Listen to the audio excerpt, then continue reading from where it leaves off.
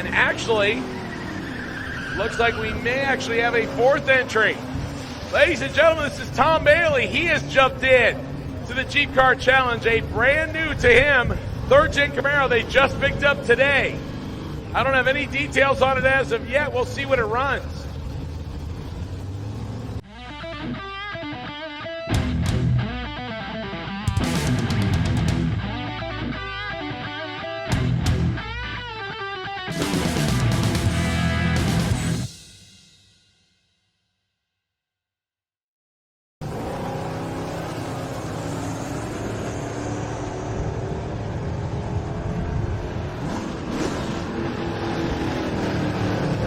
Bailey on a 12-second run. Goes 1274 at 108 miles an hour for his first run on that car. So we're back in Michigan, and G-Money, otherwise known as our budget beater that we bought, came back on the pilot truck, and they dropped it off while we were still down there racing. But wanted to go through everything with you to show you, because a lot of stuff was fast-paced and everything with it, so to take you through what we did, and also to try and figure out where we're going to go with this, because if you don't already know, there's a rematch of the budget challenge or the beater challenge, I don't know what it's called, but at 6 Summer. So we had a $7,500 budget. We bought this for $4,500. Man, not looking at our list right now, but I think we have about $5,500 into it, because we got an extra $1,000 into it with nitrous parts and different stuff to get it to where it is today, which is, it could arguably say that it's a 9-second car. There was no time slip given, so we don't know. Could have ran a 9. For sure it was in the 10s. We do have recorded data from running 1140, but that was also 100 horsepower less than we had on the last day, and not pressing the nitrous as long as on the last day. So not sure where it all ended up at, but take you through what we had with it, because $4,500 car, we bought this an hour from Bradenton, and when I looked at it, we took it for a test drive. That was in one of our videos, was a test drive. It did a burnout. That qualified it, I guess, as good enough as a starting point. But it not only came with what we'll go through with you here, it did come with an extra rear end. So it actually has like a Pontiac 9-bolt rear end in it. 9-bolt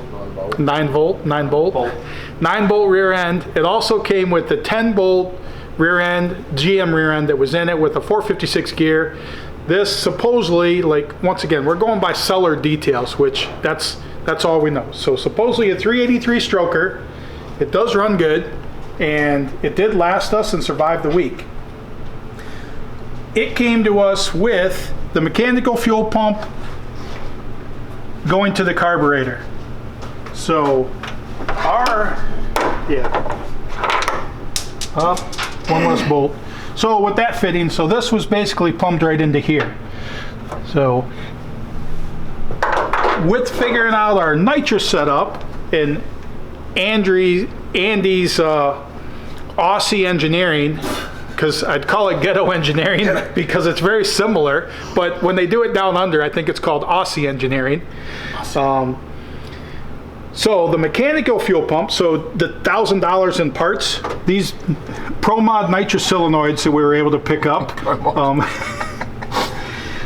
fuel line with it.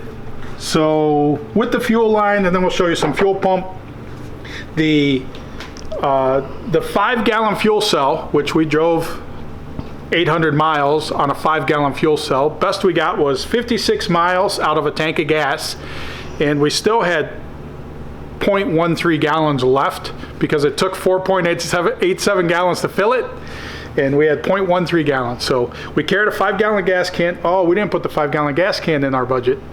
That was a good $5-6. So carried a 5-gallon gas can. Every time it started to sputter, then we'd pour the 5 gallons in, and then we'd go for a little while and then go to a gas station, fill them both up, and start over again.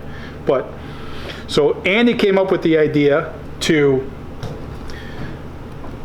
we got the nitrous plate, he replumbed the mechanical fuel pump to the gas solenoid on the nitrous plate. I never seen a mechanical fuel pump actually run into a solenoid. but that was Andy's solution, Aussie Engineering. And Aiden installed all the Holly blue pump that you can buy at O'Reilly's. Not for a plug for the Holly fuel pump or O'Reilly's, because they tend to burn out pretty quick. We had them on the giveaway gasser, and literally I could get 300-400 miles, and then the pump would burn up, and then I have to buy another one. The good thing is O'Reilly's always stocked them, so as long as you were near an O'Reilly's, you could just buy another one and you were good. We always kept one spare. So Aiden plumbed that onto the back. The 5-gallon fuel cell in the back had 2 outputs. So the one output, we continued as usual, that came through the mechanical, plumbed that into the gas solenoid for the nitrous system. And then off of the other output of the fuel cell, Aiden plumbed the hose up here, another fuel line to it, to a pump that's tie wrapped underneath, which we'll show you in a little bit. Zip ties. Is it zip tied or did you bolt it? It's bolted. Oh, it was too heavy, the zip ties weren't strong enough. So it is bolted underneath the car when we show you the bottom. That runs up here to the regulator, which it's offset by, oh, we still owe that. We took that from Tye. But obviously it's an EFI one too, so we're trying to gauge it off a increment, which is a 3/16 sweep. So we have an EFI regulator that goes up to 100 PSI, and we're trying to figure out where 7 is when 10 is the first notch. So on the regulator to get 7 PSI on there, and that is what now is supplying the carburetor the fuel. So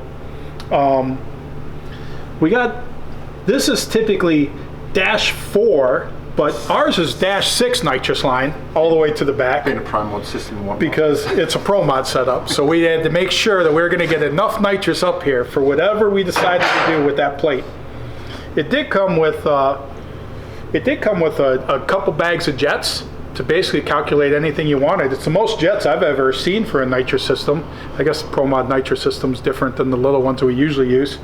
But I mean, it came with what, 100 jets probably in that bag? It came with a lot. That they didn't have to go through. That they didn't have to go through and read each one to then set up. So on day 4, when we finally got the nitrous working, we did the 100 shot. So they had those jets in there, which you probably don't remember what those jets were. And then, but where's your little card? No, where is it? It's in the cheater card. So, but literally it came with it with the Pro Mod nitrous system and said what jets to use for gas and for nitrous, and engines supposedly 383 stroker. No clue on power, no clue on anything that is in there. I do know that it has the wrong spark plugs in it, but they did work. It's a crush washer spark plug that is in there, and when we got the right spark plugs for it, they're actually convex or whatever that go right into the head, like tapered seat. Tapered seat. There you go. That's the technical term. Couldn't open the plug up too big because we've got no spark, and it would have put the flame out. So we've got a non-boosted HEI Pro Comp distributor trying to feed the whole thing. Available at O'Reilly's as well. So there's a spare one on the shelf there in case we needed it. But so this is an O'Reilly speed shop built, and O'Reilly's is just a regular auto parts store. So they have that one shelf of speed stuff. So that speed stuff had enough supplies to make this into a go fast car. So, but yeah, there's the cheat sheet that literally just said, hey, add this jet, that jet to make it go. And so it's a dual fuel system. It's got its electric pump that feeds the carburetor when racing, and when driving on the street, this is actually, we just take this off, replumb that back to there, and then it's just the mechanical fuel pump for the street. So all back to normal, you don't have to run the electric pump. What else do we do to the front of this? That's it. The mechanical advance on the distributor. The mechanical advance has been modified. With zip ties. With zip ties. Oh, and here's your jet bags. So we have enough jets to do whatever we'd like with it. But so we had it delivered to Cleetus' shop, drove it the half mile over to the track, and it went $1,274 as is, as we bought it, and for $4,500. The next day, while we were still working on nitrous parts, we took the air cleaner off, put a little bit of timing in it, adjusted the timing down. It had what, 47 degrees, 46 degrees in it. So got it down to like 32, ran it, and without an air cleaner, and picked up a half a second and went 12:30. So, or yeah, 12:34 I think. And then by day 4, when we got all the nitrous parts together, we were able to, it went 11:40 with the 100 shot. So, and that was me not hitting the button till right after I launched, held the button down until about 1,000 foot and then let up, and then went out the back and went 11:44. We gained like 6 miles an hour and a second off the ET. So day 5. Is that after you forgot to hit the button, wasn't it? No, that was after. That was on the 150. So then on day 5, when we went to they put the 150 shot in it, and I went up there, and it was a dog. Nothing worked. Well, I didn't realize till I was in the shutdown that I never armed the nitrous, because you have all these nicely labeled switches inside that tell you what everything is. Also, the switch panel came with it. You can come over here. Window, you can roll the windows up and down. And it's good because then you have tools. Like if you need vice grips for anything, you just take the window handle and you can use that. But it came with this fancy switch panel, which we're not sure exactly how the stuff works, but they use these switches, which one is the electric fuel pump. I think this is the electric fuel pump that Aiden installed. This is to arm the nitrous. You got lights. Fan? You got ignition. Oh yeah, there's a fan. And then there's some lights, some more lights. Your brake lights. Brake lights are down the bottom. Oh yeah, we'll show you the braking system, because one thing that happened when we got it, we do got a line lock, a decent shifter. This is our nitrous button, what's left of it. It was attached to that over there, What'd you do to it? You break it. but that was our nitrous button. That's going on the budget. It's got this MSD box that literally is not wired to anything. Wi-Fi on. So I think it's a Wi-Fi ignition system. So here's our nitrous line running back. So the tail lights, we had to go to Tractor Supply. No, we got that at Harbor Freight. Harbor Freight, sorry.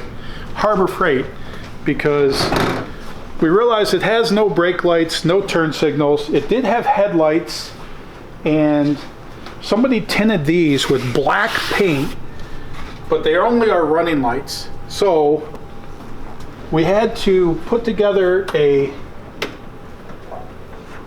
brake light system. No, you don't have power on. So, oh, and here's the battery cutoff switch. So, good thing is you know when power's on, because the tail light's always on, because they wired that right to it. Hey, what's that? Oh, look at that. So that does. Oh, look at that. That's a little running light, an extra running light on the side. When you turn off the lights, that light turns off separately. So, there's no brake light switch or anything in here either. Harbor Freight? Harbor Freight. Trailer light kit? Trailer, yeah. Trailer light switch. And the brake switch is manual currently. Because if you go watch Andy hit the brakes. So, can you open the door? Oh, hang on, I'll put my foot on the pedal here. Well, that doesn't do anything. Have we got a simulator button, didn't we? So, Yeah. so anytime you hit the brakes, You gotta hit go the switch. brake on, brake off. But that was the best we could do. And the others and the good thing is it's flexible, so to open the hatch, when you got to get in the hatch, which is where the battery shutoff switch is, you pull this out a little bit, you flip the license plate frame down, and then Well, yeah, because close this. that light worked for a while as a running light. It no longer does anything. But yeah, so when you got to open this, flip this down, reach your hand back there, and then you can open the hatch. So you can get to the emergency disconnect, and you can shut the power off. So Which was every time we stopped, because you had to turn that off. yeah, so then the, Yeah, show off your lightweight bag. but that definitely wasn't in our budget. So We could cover that up. yeah, we gotta cover that up. So that was a gift. I feel like some of the gift stuff That was a been able to birthday happen. gift. So, but It was Andy's birthday. Yeah. So 5-gallon fuel cell, access through here. There's the fuel cell. We did get more Harbor Freight stuff, but we did get duct tape, or what do you call that? Like duct work tape? I don't know. Silver tape. And we tried to seal up anywhere where exhaust gas would come in the car, because if you check out Aiden's seat, where he rode for the week, The holes in the floor too. there's Aiden's seat. We did get a blanket from Harbor Freight, and that he would lay out, and then he'd sit in the blanket. But there was all kinds of holes. There's rust holes and stuff in the floor. But we did use the silver tape on them to seal them up, to try and prevent exhaust gas from coming through. On the final day too, we did switch to smaller tires to get better gear ratio, because we're only running 1/8 mile. So we did go to smaller tires. You can see in one of the videos too where our other tires were all cut up, because every time we would hit a bump, because we had our Harbor Freight toolkit in the back. Oh, here's our supplies. This is the stuff that was in the trunk of the car. So these are the tools that we worked with all week. Bought those at Harbor Freight. Obviously the driven oil was from them, but extra nitrous parts and different stuff. And yeah, there's our big toolkit. Put that on show there. So by the time we loaded all that stuff up into the back, she tend to ride a little dirty in the back. And every time we would hit a bump, you'd hear is it cut on the sidewalls of the tires. So if you go back and look at, I think the day 3 or day 4 video from Sick Week is where Andy custom modified the wheel wells, rolled them up to get them to stop cutting the tires, to try and keep that out of there. Nitrous bottle. Oh, we do owe a little bit for that, because this was stolen from the ice cream truck, because we didn't get a bottle. So with all the nitrous stuff that we got. But what are some other highlights on this, guys? Transmission? We didn't do anything to the transmission. No. She's just a little soft. No. So she grinds a little bit every once in a while. A lot of times you gotta just keep it. It's got a power glide in it, but a lot of times you gotta keep it in high gear, because low gear squeals and sounds like something's ready to break. So we'll have to make some changes to that. But the biggest idea behind the whole thing, and it's got a lot of, like, when it rains, it's like it rained the one night. Well, the entire window frame is gone. So the seats were soaked. So you got to, yeah, Aiden's wasn't, but like, so you got to sit in a wet seat until that dried out on the drive. But at the end of the day, $4,500, we got about another $1,000 into it. And so basically we got a $5,500 car that we had a blast all week in running, and it just shows you like how easy it is to get into drag and drive. Like all you need is a car, and it doesn't matter what the car is, and you can have a blast with whatever you do, just hanging out with a bunch of cool people. Michigan Miles registration is this weekend, and you want to go experience stuff like we did and experience it with your car, your beater, or whatever. I mean, it doesn't matter. It is more about doing it than it is what you do it in. And yeah, that's just proof of concept that it doesn't matter. You can do it in anything and have a good time. Also, any leftover Sick Week merchandise, all on the website. Go grab any of that stuff. It's 20 times, you get 20 times multiples towards, this is the last couple days of the Pace Car giveaway. So Pace Car's sitting over here like ready to go to a new home. But so you got the Pace Car that was down at Sick Week all week. And it's here, ready to go. Anything you buy on the website gets you an entry for it. Any Sick Week stuff that you buy gets you 20 times entry. So, I mean, you spend $10, you get, I don't even know. How many entries is that? 20 times 200 entries. Yeah, so you spend $10, you get 200 entries towards this right now on any Sick Week merchandise that's left on the website. Also, we'll show you the image right here, because you can pre-order right now and get entries for it. They're 20 times multiple as well for any pre-orders on the G Money shirt, which that's what we named the car. I don't even know why it's got that name. Bob reminded us today it has nothing to do with anything that's related to G Money, but it's the name it ended up with. So go pre-order any of the shirts for the G Money, which see the picture right now of the shirt. Go pre-order that, 20 times entries on that shirt. So $30 shirt, let me do the math. So $28 shirt, that's almost 600 entries towards a pace car just for going and pre-order a G Money shirt. Also, if you go on any Sick Week stuff, same stuff. So go grab that stuff. But we're going to scale this now and see what this thing weighs before we start gutting it and getting ready for stuff. We'll also show you the underside of it. So you can see, because we actually got, I mean, it's actually a pretty good car with like for $4,500 with some of the stuff that's built onto it. So let's show you that right now. All right, so scaling the car to see our starting point. This is exactly the way that we bought it and raced it all week with everything on there and the way we went. So using that as our starting point to figure out what we're going to do for upgrades or anything to try and get the car lighter. We are open to guesses on how much you think it weighs with driver in the seat, me in the seat, and we are looking for the closest to that. So post up your guesses on what you think, because we will not tell you in this video what it actually weighs, but we will tell you in the next video what it weighs.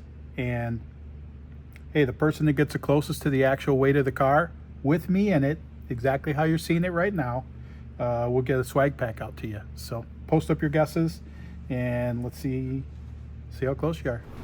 Rusty but trusty might be the term for it. But I guess one thing we didn't talk about was it did tend to run warm all the time. We flushed out that radiator multiple times with water, but every time it came out mud and milky. So we're not sure if like it's just most of the way clogged or yeah, because don't know of any reason for it to be running as warm as it did other than that fact. But it's got a lot of lightning that was done in there via the rust, which normally you wouldn't see in a Florida car. I mean, but we don't even know. We don't know the history on the car. So it's actually our first good look under the car. But there's our small Chevy, but headers all welded to exhaust, got a cross pipe in it. But like somebody did some speed stuff on here, because you do have all this UMI like cross bracing. You do have on an older car you call them frame ties. I don't know. Chassis connectors. Chassis connectors. So here's Aiden's fuel pump he mounted up there with our fuel line running through. This is the old fuel line, or the existing fuel line, fuel filter, but like what do you call that? Just its drag link bars? I don't know. Like it's not a 4-link, but ladder bar style. I just beefed up standard arms. So those are our new shocks that we put on there. So we got $100 invested in that. And we never did do. Oh, there. Your fuel system's leaking back here. Yeah, see that? It's freaking dripping. That's probably why our economy was down a bit. Yeah, that killed the economy. So, but it does have some go fast type stuff on here. Brakes are horrible. It definitely has anti-lock brakes, but that's only because you can't get them to lock up, not because of a system or anything. That is that Pontiac rear end or whatever. It's supposedly had a 323 in it. What else we got? Oh, you can see where the tape came in handy, because that was one of the holes in the floor that we were worried about exhaust fumes coming through.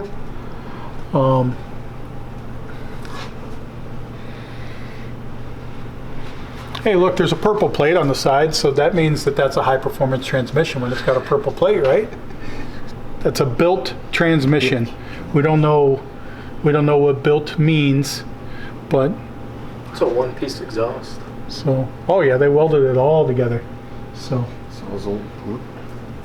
we're not sure what the horsepower gain would have been too. Like we could have gained ET by cutting the exhaust off, but we actually forgot to cut it off. We were going to cut it off on the last day and we forgot. So oh, we did break the rear gear So it's like an open rear end now. We could do posi burnouts with it when we first got it. And in the burnout box at Orlando, all of a sudden the one wheel stopped turning. And we only could do one wheel peels from then on out. So the way we were running the progressive nitrous, based on when I pressed the button, we were able to get it off the line on the one tire and then hit the nitrous. So it didn't affect us that much in ETs that we couldn't press both buttons or that we couldn't have a posi rear end in it. So that's one thing that needs addressed. But like I said, we have that other rear end that came with the car that was the one out of it. So we're still within, we're not using any budget to put that other rear end in there because it did come with the car. So